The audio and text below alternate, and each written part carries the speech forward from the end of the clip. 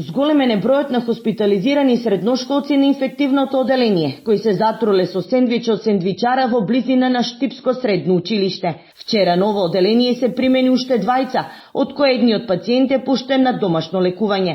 Сите се од истото училиште, а во моментот на инфективното се хоспитализирани 5.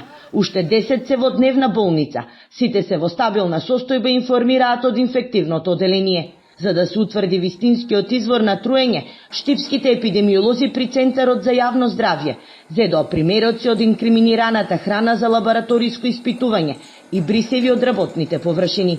Резултатите треба да бидат готови утре. Направивме епидемиолошко анкетирање на сите пријавени лица. Извршена е едукација на вработените во однос на начинот на спремање на храна, складирање како и чување на истата.